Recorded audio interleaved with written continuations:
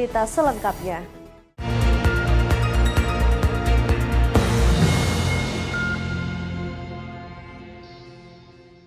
Ya, kita ke informasi yang pertama. Pemirsa, iring-iringan truk membawa peti jenazah mendiang pemimpin tertinggi Iran Ali Khamenei tiba di kota Mashhad.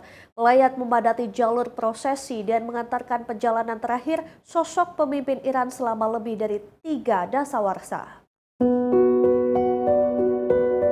Iring-iringan truk membawa peti jenazah mendiang pemimpin tertinggi Iran Ali Khamenei tiba di kota Mashhad Kamis 9 Juli 2026 waktu setempat.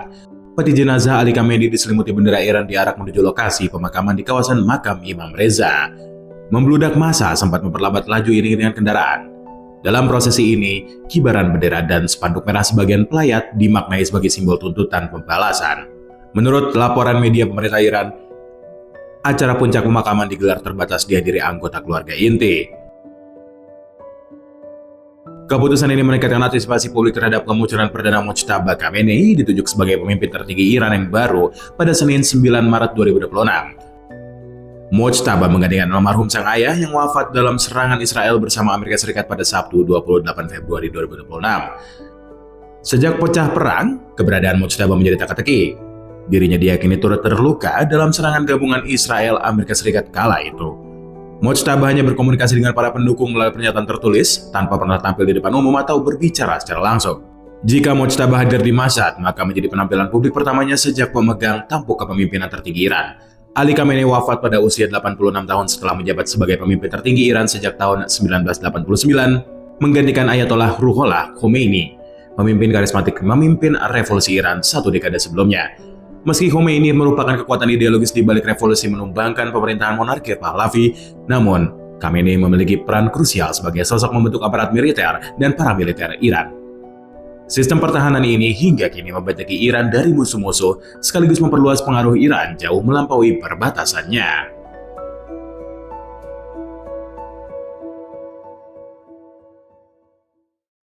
Ya, prosesi pemakaman mendiang pemimpin tertinggi Iran Ali Khamenei memasuki tahap puncak di kota Mashhad. Upacara digelar secara terbatas memicu spekulasi atas kemunculan perdana penerusnya Mojtaba Khamenei di tengah memanasnya situasi keamanan Iran.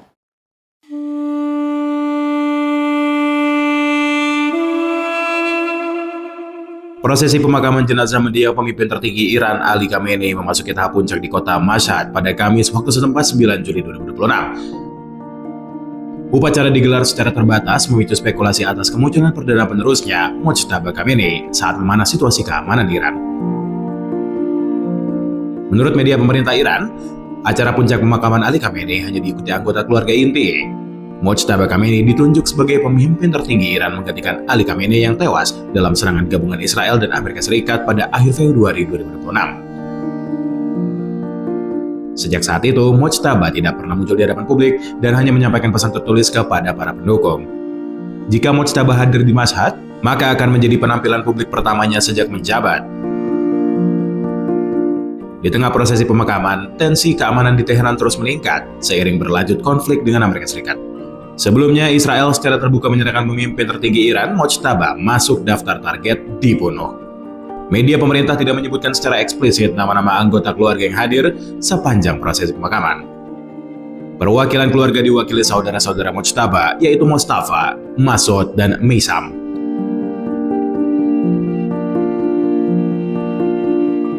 Sebelum mencapai prosesi puncak, rangkaian penghormatan terakhir Ali Khamenei diwarnai kehadiran jutaan pelayat di berbagai kota di Iran dan Irak. Sejak prosesi pemakaman pada Jumat 3 Juli 2026 hingga Kamis 9 Juli 2026, pelayat memenuhi jalan-jalan di 5 kota yang tersebar di Iran dan Irak demi mengucapkan selamat tinggal kepada sang pemimpin dalam upacara pemakaman akbar.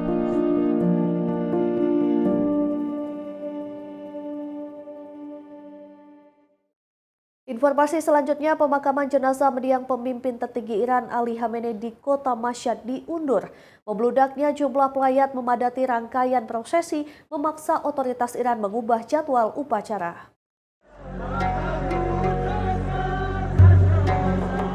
Pemakaman jenazah mendiang pemimpin tertinggi Iran Ali Khamenei di kota Mashhad diundur pada Kamis 9 Juli 2026 waktu setempat. Membludak jumlah pelayat memadati rangkaian prosesi memaksa otoritas mengubah jadwal upacara.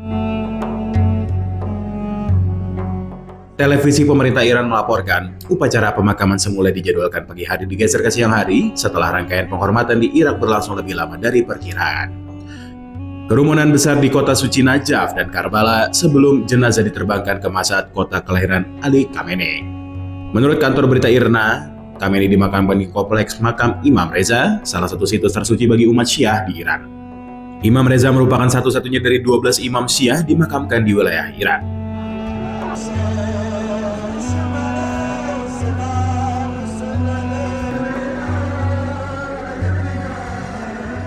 Kompleks makam Imam Reza juga menjadi tempat peristirahatan sejumlah tokoh penting sepanjang sejarah Iran, termasuk beberapa mantan Syah dan mantan Presiden Ibrahim Raisi. Rangkaian penghormatan terakhir digelar selama beberapa hari terakhir telah menarik jutaan pelayat di berbagai kota. Sebelum dimakamkan di Mashhad, jenazah Khamenei dibawa dari Teheran menuju kota Qom pada Selasa 7 Juli 2026, kemudian diteruskan ke kota-kota suci Najaf dan Karbala di Irak pada Rabu 8 Juli 2026, sebelum kembali ke Iran untuk dimakamkan. Semasa hidupnya, Khamenei menginginkan dimakamkan di Mashhad. Pemerintah Iran berharap prosesi ini menjadi simbol persatuan dan keteguhan negara di tengah ketegangan kawasan masih berlangsung. Ya, sementara itu Amerika Serikat dan Iran kembali terlibat aksi saling gempur di tengah pelanggaran kesepakatan gencatan senjata. Serangan udara menghantam sejumlah titik di Provinsi Bushehr, Iran dan memicu kecaman keras dari Tehran.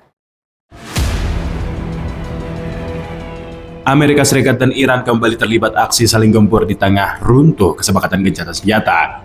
Media pemerintah Iran melaporkan, serangan udara Amerika Serikat mengenai beberapa lokasi di Provinsi Bushehr, termasuk kawasan di sekitar PLTN Bushehr dan fasilitas pesisir pada Kamis 9 Juli 2026 siang waktu setempat. Serangan ini terjadi saat klaim Washington sebelumnya menyatakan menggempur 80 target sepanjang malam. Hingga Kamis siang, militer Amerika Serikat belum memberikan laporan mengenai operasi militer terbaru di wilayah Iran. Warga kota Chagadag, Provinsi Bushehr, melaporkan ada dentuman keras pada siang hari. Kota ini dikenal sebagai lokasi pangkalan Korps Garda Revolusi Iran atau IRGC, sempat menjadi sasaran di awal perang, dan kembali diserang pada Rabu 8 Juli 2026. Kementerian Luar Negeri Iran mengecam keras serangan agresif militer Amerika Serikat tidak hanya menyasar wilayah pesisir selatan, tetapi juga dua jembatan kereta api di jalur menuju kota Mashhad di timur laut Iran. Kementerian Luar Negeri Iran menegaskan serangan merupakan kejahatan perang.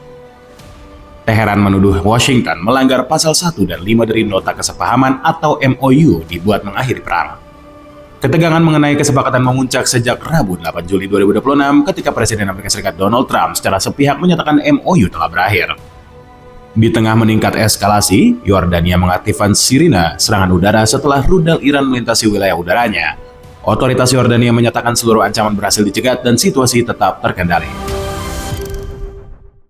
Ya, pemirsa, Israel menggelar rapat keamanan darurat di tengah memanasnya konflik antara Amerika Serikat dan Iran. Tel Aviv meningkatkan kesiagaan mengantisipasi kemungkinan eskalasi menyeret kawasan ke dalam konflik yang lebih luas. Pemerintah Israel menggelar rapat keamanan darurat di tengah memanasnya kembali konflik antara Amerika Serikat dan Iran pada Rabu 8 Juli 2026. Tel Aviv meningkatkan kesiagaan mengantisipasi kemungkinan eskalasi bisa menyeret kawasan ke dalam konflik lebih luas. Perdana Menteri Benjamin Netanyahu dan Menteri Pertahanan Israel, Katz, membatalkan agenda publik mengikuti rapat keamanan darurat.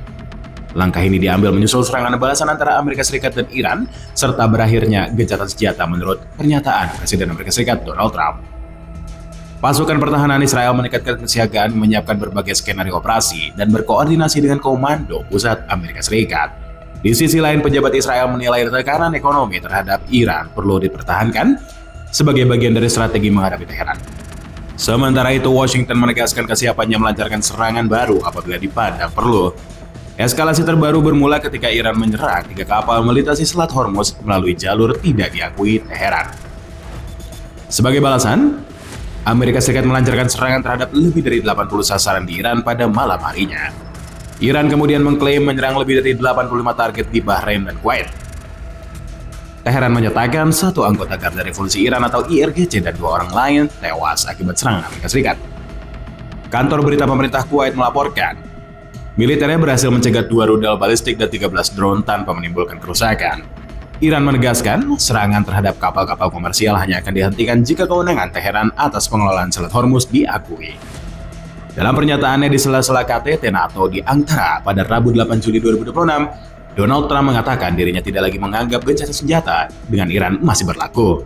Donald Trump menyebut Amerika Serikat telah menghantam Iran sangat keras sebagai respons atas serangan terhadap kapal-kapal di Selat Hormuz.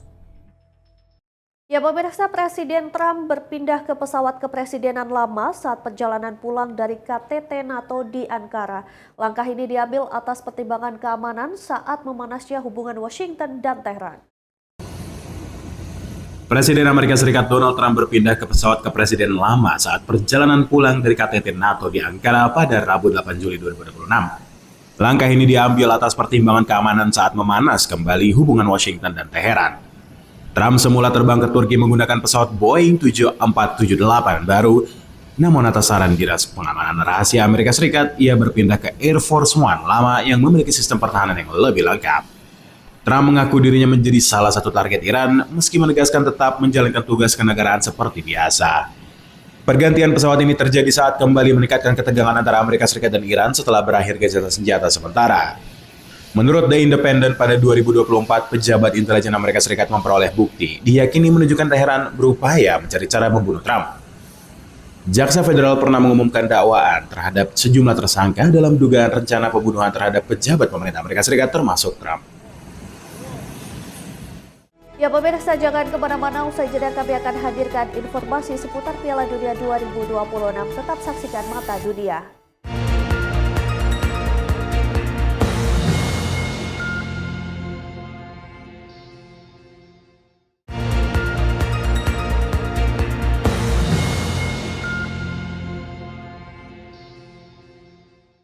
Ya, terima kasih Anda masih bersama kami. Pemirsa, Federasi Sepak Bola Mesir melayangkan protes resmi kepada FIFA setelah kekalahan dramatis dari Argentina di babak 16 besar Piala Dunia 2026. Mesir menilai terdapat ketidakkonsistenan keputusan wasit dan penggunaan VAR dalam laga tersebut. Federasi Sepak Bola Mesir melayangkan protes resmi kepada FIFA setelah kekalahan dramatis dari Argentina di babak 16 besar Piala Dunia 2026. Mesir sempat unggul 2 gol harus tersingkir setelah Argentina membalikkan keadaan menjadi 3-2. Federasi Sepak Bola Mesir mempertanyakan pembatalan gol Mostafa Ziko oleh Video Assistant Referee atau VAR serta absen tinjauan atas insiden melibatkan Mohamed Salah menjelang gol penentuan Argentina pada Rabu 8 Juli 2026. Menurut Federasi Sepak Bola Mesir, VAR tidak meninjau tackle seharusnya menghasilkan hadiah penalti bagi Mesir. Pelatih Hossam Hassan menyebut timnya dirugikan oleh keputusan pertandingan. Hossam Hassan menyatakan timnya telah dicurangi dan mengisyaratkan ada faktor eksternal membantu Argentina serta Lionel Messi tetap bertahan di turnamen. Kontroversi ini memicu perdebatan luas di kalangan penggemar dan menambah sorotan terhadap kepengurusan dan keprofesionalan perangkat pertandingan di ajang Piala Dunia. Para pengkritik juga menyoroti insiden saat Lionel Messi tidak mendapat kartu merah setelah melakukan pelanggaran terhadap Aissa Mandi dalam laga Argentina melawan Aljazair. Insiden ini dibandingkan dengan kasus penyerang Amerika Serikat Folarin Balogun sempat menerima kartu merah sebelum kemudian keputusan tersebut dibatalkan setelah ada intervensi Presiden Amerika Serikat Donald Trump. Kontroversi juga berkembang setelah beredarnya video Presiden FIFA Gianni Infantino memberi ucapan selamat kepada skuad Argentina selesai pertandingan melawan Tanjung Verde. Kritik terhadap FIFA juga muncul setelah Badan Sepak Bola Dunia ini menunjuk tim perangkat pertandingan yang seluruh anggotanya berasal dari Argentina untuk memimpin laga perempat final antara Prancis dan Maroko. Keputusan ini memicu reaksi dari sebagian supporter mengingat status Prancis dan Argentina sebagai kandidat juara serta rival dalam beberapa turnamen terakhir. Ya, sementara itu Wali Kota New York Zohran Mamdani menyelipkan dukungan untuk timnas Mesir saat meluncurkan program peningkatan layanan bus kota. Ia berkelakar layanan bus kota bisa menghemat waktu, digunakan menonton tayangan ulang keputusan VAR saat pertandingan Mesir menghadapi Argentina. Menurut Mamdani, keputusan VAR merugikan Mesir. Days of commuting time. Pertandingan timnas Mesir menghadapi Argentina di laga 16 besar Piala Dunia turut disoroti Wali Kota New York Zohran Mamdani. Zohran Mamdani menyelipkan dukungan untuk timnas Mesir saat meluncurkan program peningkatan layanan bus kota. Menurut Mamdani, layanan bus kota bisa menghemat waktunya dan digunakan untuk menyaksikan tayangan ulang keputusan VAR. Mamdani berkelakar keputusan VAR merugikan timnas Mesir. Hasil pertandingan Argentina unggul 1 gol terhadap Mesir. Kemenangan Argentina dengan skor 3-2 diwarnai sejumlah keputusan wasit yang diperdebatkan. Gol Mustafa Zico dianulir setelah tinjauan VAR. Kubu Mesir juga mempertanyakan kesahan gol penentu Argentina pada menit akhir. Federasi Sepak Bola Mesir telah melayangkan protes resmi kepada FIFA. Kepala Perwasitan FIFA, Pierluigi Collina, menegaskan integritas para ofisial dan menyambut diskusi bersifat konstruktif. Kabar berikutnya, ribuan pendukung Argentina memadati fan zone di Dhaka, Bangladesh, merayakan kebangkitan dramatis Albiceleste atas Mesir pada babak 16 besar Piala Dunia 2026. Kemenangan 3-2 disambut dengan sorak-sorai dan lautan bendera biru putih. Suasana sempat hening saat Argentina tertinggal, namun berubah menjadi pesta setelah gol-gol dari Lionel Messi, Christian Romero, dan gol penentu Enzo Fernandez di masa injury time.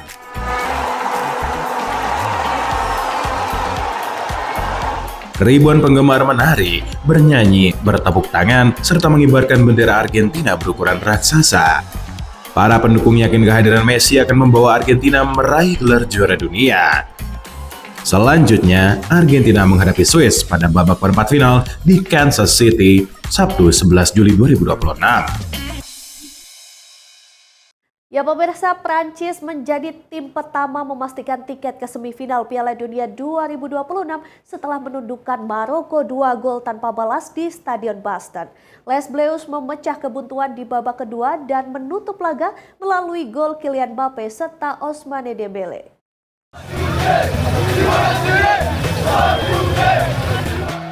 Prancis berhasil melaju ke semifinal Piala Dunia 2026 usai mengalahkan Maroko 2-0 di Stadion Boston, Jumat dini hari 10 Juli 2026 waktu Indonesia. Sempat kesulitan cetak gol di babak pertama, La Bleu membobol gawang Maroko di babak kedua. Gol-gol kemenangan Prancis dijaringkan Kylian Mbappe dan Ousmane Dembele. Di sisi lain, benar-benar kesulitan keluar dari tekanan.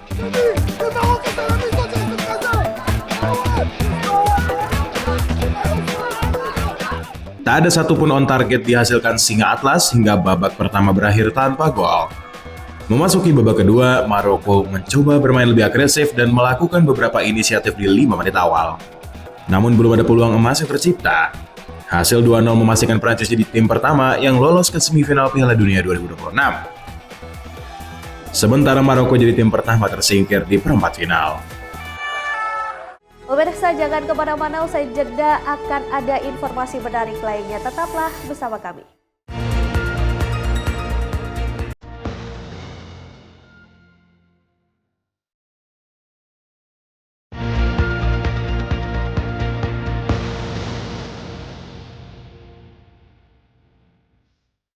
Anda kembali menyaksikan Mata Dunia. Pemirsa, seorang seniman Palestina membuat karya seni pasir di pantai kota Gaza untuk menghormati pelatih timnas Mesir, Hossam Hassan. Apresiasi ini diberikan atas dukungan terbuka Hassan terhadap rakyat Palestina selama Piala Dunia 2026.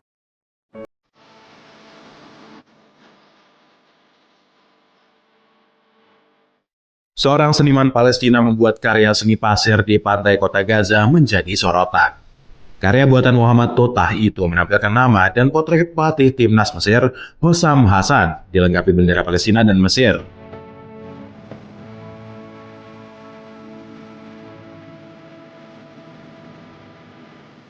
Totah menyelesaikan sentuhan akhir di tepi pantai dalam acara diselenggarakan Dewan Tertinggi Pemuda dan Olahraga Gaza. Menurutnya, tindakan Hassan mengibarkan bendera Palestina di Piala Dunia dan menyuarakan nasib warga Gaza mendudukkan kembali perhatian dunia terhadap perjuangan Palestina.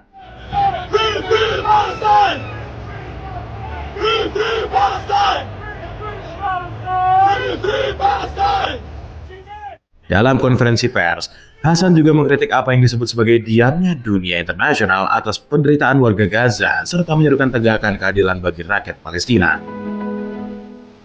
Ya, informasi selanjutnya, ratusan warga memadati Rockefeller Plaza di New York mengabadikan momen bersama replika trofi Piala Dunia FIFA setinggi 8 meter.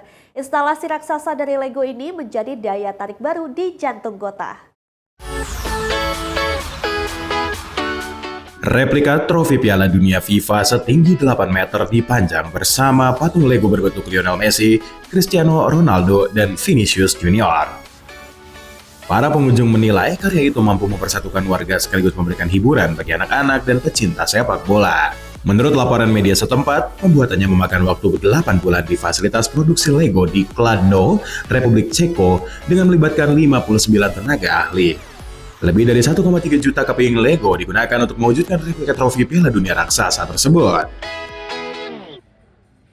Kabar lainnya, pemirsa, keterbatasan fisik tak menghalangi Blessing Saju meraih prestasi. Pemuda asal Tamil Nadu terlahir tanpa tangan menampilkan atraksi freestyle sepak bola sekaligus juara para taekwondo Asia.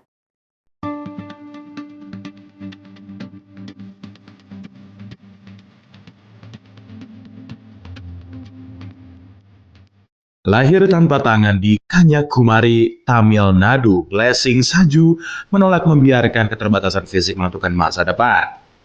Sebaliknya, Saju menjadikannya sebagai dorongan untuk menekuni freestyle sepak bola, berlatih bela diri, dan membangun pengikut terus bertambah di media sosial.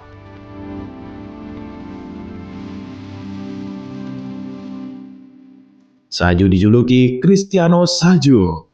Alasannya, Saju sangat mengagumi bintang sepak bola Portugal Cristiano Ronaldo. Saju berhasil meraih banyak pengikut di media sosial berkat atraksi sepak bola dan prestasi atletiknya. Saju menunjukkan keahlian mengolasi kulit bundar dipelajarinya saat masa pandemi COVID-19 dengan meniru teknik sang idola Cristiano Ronaldo. Dukungan sang ibu dan latihan yang tekun membantu Saju membangun kepercayaan diri serta meraih ratusan ribu pengikut di media sosial. Tak hanya berprestasi di dunia freestyle, Saju juga menjabat emas nomor ke-41 putra kelas minus 63 kg pada kejuaraan para taekwondo Asia di Mongolia. Kisahnya menjadi bukti keterbatasan fisik tak menentukan batas potensi seseorang.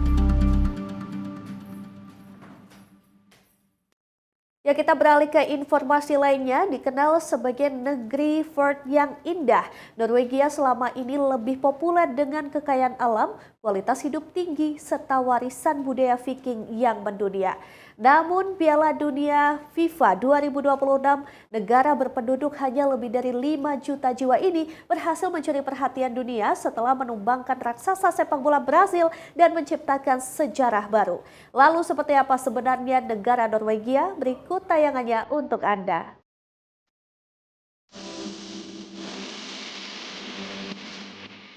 Norwegia terletak di bagian barat semenanjung Skandinavia, kawasan Eropa Utara. Negara ini berbatasan langsung dengan Swedia, Finlandia, dan Rusia, serta dikelilingi Laut Norwegia, Laut Barents, dan Laut Utara. Ibu kotanya adalah Oslo, sebuah kota modern yang menjadi pusat pemerintahan, pendidikan, dan perekonomian. Meski memiliki wilayah yang luas, jumlah penduduk Norwegia hanya sekitar 5,5 juta jiwa. Negara ini terkenal dengan fjord, yaitu lembah yang terisi air laut akibat proses gletser ribuan tahun lalu. Di balik keindahan alamnya, Norwegia kini menjadi perbincangan dunia berkat prestasi luar biasa di Piala Dunia FIFA 2026. Tim nasional Norwegia berhasil menciptakan sejarah dengan melaju ke perempat final untuk pertama kalinya. Kejutan sesungguhnya terjadi saat mereka berhasil menumbangkan Brasil 2-1 di babak 16 besar. Hasil tersebut langsung menjadi salah satu kejutan terbesar turnamen, mengingat Brasil adalah juara dunia 5 kali dan selalu menjadi favorit di setiap Piala Dunia. Kemenangan membuktikan bahwa negara dengan populasi relatif kecil pun mampu bersaing di level tertinggi sepak bola dunia.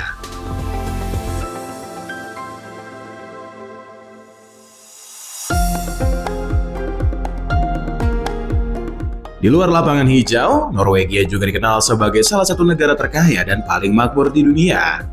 Sumber pendapatan terbesarnya berasal dari minyak dan gas bumi di Laut Utara.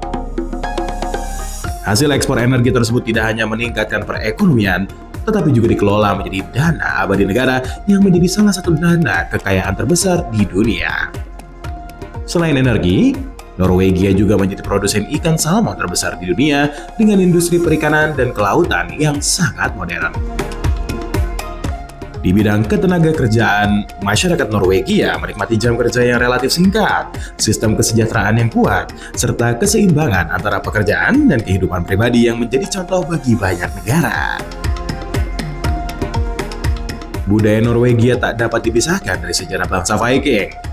Ribuan tahun lalu, para pelaut Viking menjelajahi berbagai belahan dunia dan meninggalkan warisan sejarah yang masih dilihat hingga kini. Masyarakat Norwegia juga sangat menjunjung tradisi. Setiap tanggal 17 Mei, mereka merayakan Hari Konstitusi dengan parade besar, mengenakan pakaian tradisional bunad, serta mengibarkan bendera nasional. Kehidupan masyarakatnya sangat dekat dengan alam melalui konsep friluftsliv, yaitu gaya hidup yang mendorong aktivitas di alam terbuka seperti mendaki gunung, berkemah, memancing, dan bermain ski.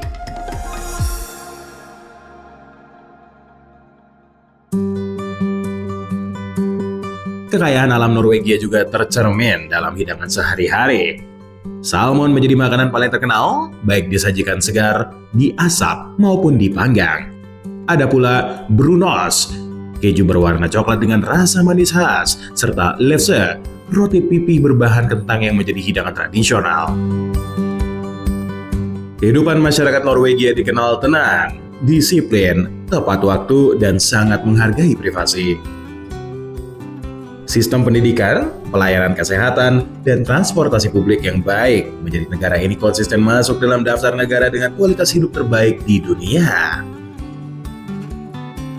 Dari negeri para Viking yang dikelilingi fjord dan menawan, Norwegia membuktikan bahwa keberhasilan tidak hanya diukur dari besarnya jumlah penduduk atau panjangnya sejarah sepak bola.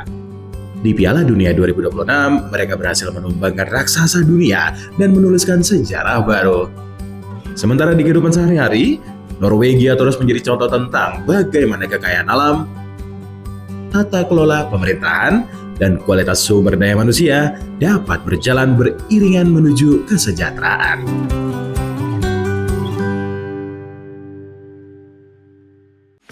Pemirsa, demikian Mata Dunia kali ini. Terus saksikan Berita Nasional TV. Saya Ajeng Tiara beserta kru yang bertugas pamit undur diri. Terima kasih dan sampai jumpa.